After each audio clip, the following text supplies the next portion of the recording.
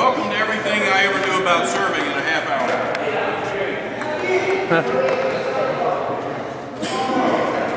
I was sort of looking for some topic that everybody might get something out of. And serving is the one thing that just being here for the last couple weeks and looking around, I think everybody needs to work on serving. And it's such an important part of the game. And it's such an unpracticed part of the game for most clubs, per se. A couple things to keep in mind. Every point starts with either a serve or a serve return. So the quality of those two shots pretty much determines what level of player you are. Because the first touch of the ball, whether it's a serve or a serve return, is going to set up the whole point. So how good those two shots are huge. The two most important shots in the game are probably the two less practiced shots in the game, most places. The other part of that is how good you learn to serve will also have a lot to do with how good a player the rest of your game develops into. There's a direct correlation. The most skilled thing we do with our hands is serve. So the more you can train your hands to serving, those skills transfer over to pushing, looping, smashing, chopping, everything. If you can't produce a lot of spin on the serve, you're not going to be able to produce a lot of spin on your push or on your loop or on anything else. If you can't control the accuracy of your serve, keep in mind, no one's hitting the ball to you when you're serving. Okay. But if you can't control and place a serve exactly where you want it, you're not going to be able to do that with a shot. So, in many ways, how skilled how level of skill you achieve is a lot to do with your serving. So if you neglect your serving, not only will you hurt playing matches, you'll also hurt all your other shots. It's really that important. Now, let's talk about some basic concepts of serving. All right, come on over here for a second. Get close because it's noisy. I got one question. Yeah. You're using inverted. I'm using it wrong. Whereas your usual thing is true. Yeah, it doesn't really make any difference. If you play me, you know I serve well. It doesn't make any difference what I use. Somebody else asked me that. Serving is much more about technique than it is the rubber you're using. If you have good technique, you can serve with anything. I use inverted pretty much when I teach in general. I only use pips when I play for myself. All right. Controlling the depth of the serve. Concepts a lot. Anybody bowl in here? You know when I'm not an expert bowler, but I know when they tried to teach me to bowl, they said don't aim for the pins, aim for the marks on the lanes. We do a very similar thing here. Where you bounce the ball on your side of the table will very much control the bounce on the other side of the table. In general, when you're trying to keep the ball short, the first bounce is in close to the net and the first third of the table. That will normally produce a short ball.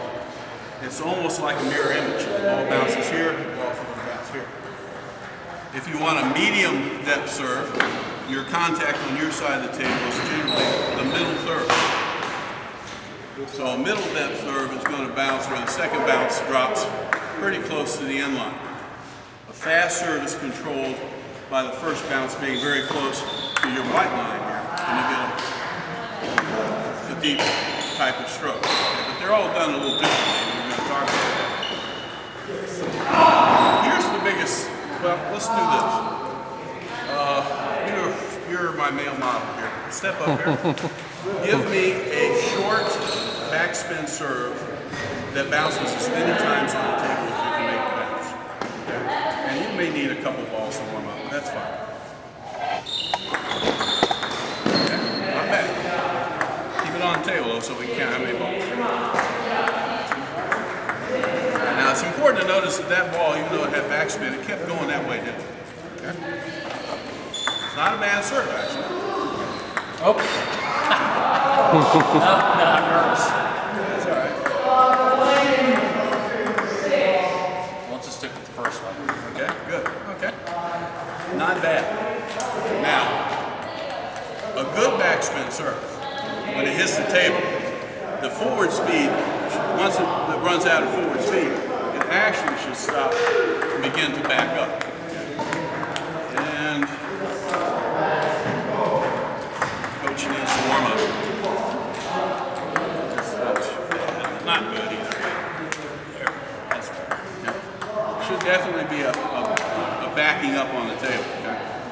Now the reason why your ball doesn't do that is the reason why most people have trouble producing spin on serve.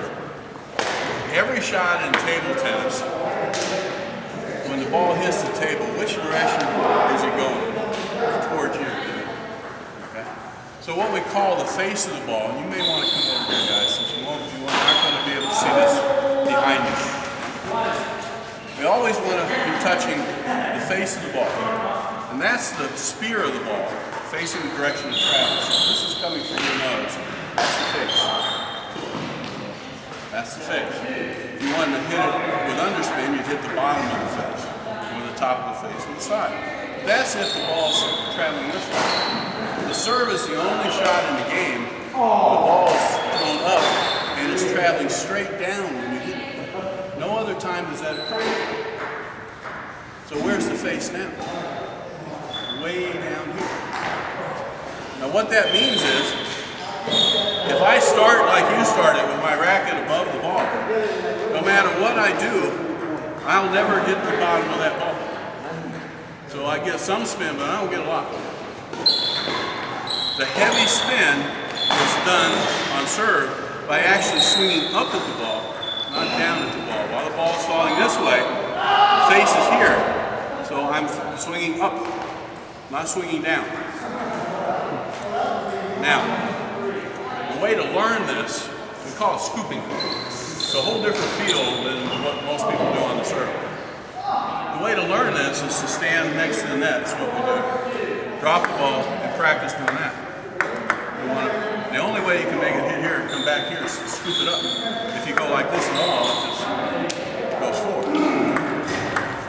So if you take a minute, just do this for a little bit, you'll get to where you can get an upward swing at the ball. And if you'll notice, it looks like I'm almost trying to hit the wrong side of the ball, but I'm coming up this way. That's where the spin is.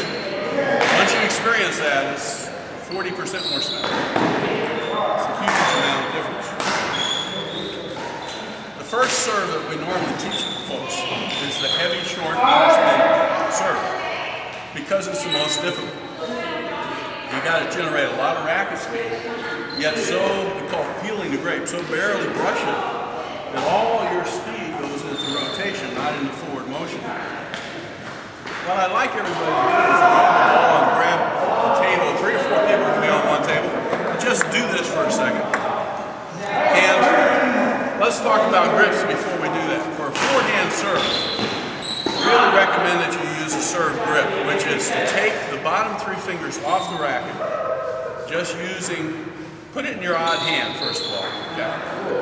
And just using the forefinger and the thumb, grip the racket. This gives you the same range of motion that you would have if you were a pinholder player. Virtually, you go to a tournament now, on forehand serves, you rarely ever see anybody holding a racket. You want to feel like you're only holding the head of the racket. This gives you so much more spin and wrist motion.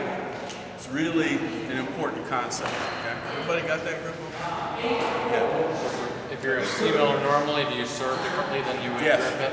Yeah.